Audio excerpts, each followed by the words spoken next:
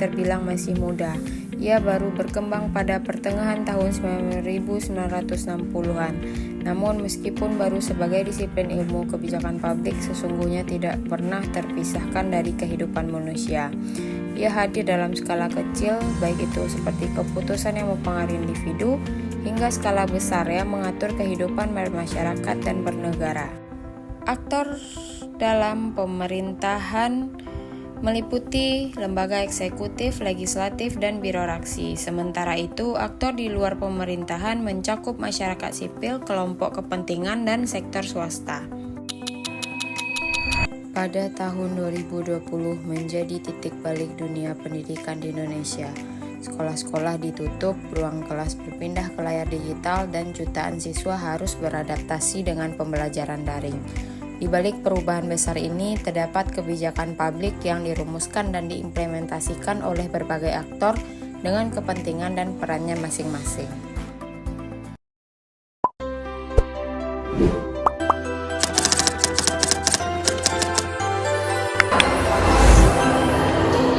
Salah satu contoh nyata peran aktor kebijakan publik dapat dilihat pada kebijakan pembelajaran daring dan juga pembelajaran tatap muka yang terbatas pada masa pandemi COVID-19, dan kebijakan ini dirumuskan oleh pemerintahan pusat melalui Kemendikbudristek dan bekerja sama dengan Kementerian Kesehatan, Kementerian Dalam Negeri, dan juga Satgas Penanganan COVID-19.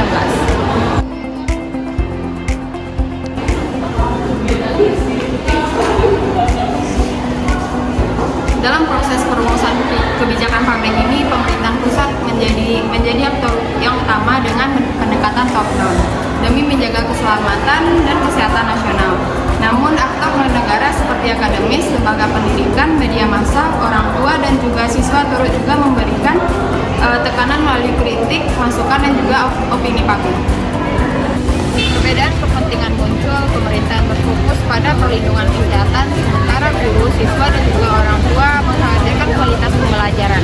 Dari sinilah kebijakan PTM terbatas lahir sebagai bentuk kompromi antara kebutuhan pendidikan dan juga keselamatan publik.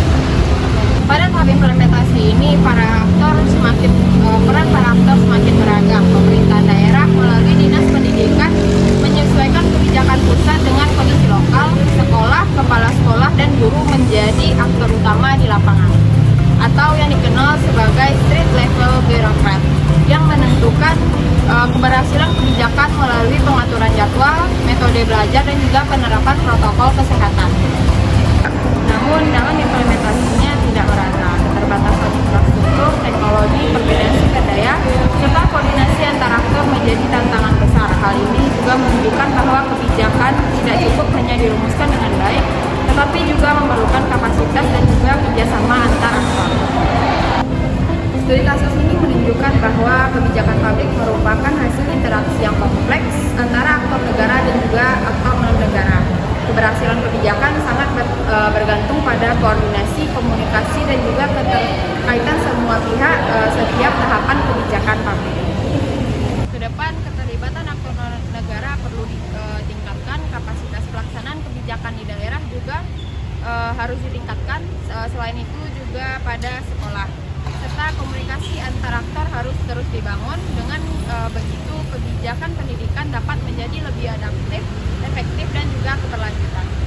Mungkin sekian video dari saya. Kalau ada salah kata mohon dimaafkan. Assalamualaikum warahmatullahi wabarakatuh.